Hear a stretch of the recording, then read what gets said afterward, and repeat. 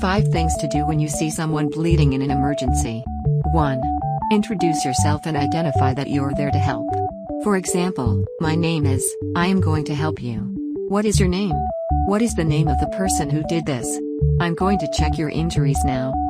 2. Yell for a bystander to call 911. 3.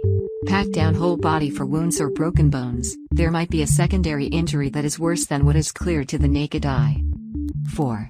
Apply more pressure than you think is necessary with an arterial bleed. Sit on that wound with the full weight of your body. If the victim is awake, they may scream or beg you to move. Do not move. This is going to save their life. Do not move or release pressure until first responders arrive and tell you to move. While you are waiting for 911, it's a good idea to get some information from the victim if they are awake.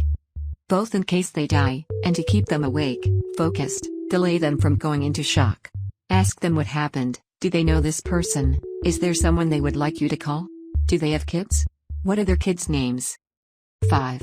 The reason why first responders are so good at what they do is because they have practiced so many times that their brain can run the script on autopilot in the moment. In a world where car accidents and school shootings are commonplace, it's worth your time to take a first aid course, plenty of free online ones if you can't afford the classroom.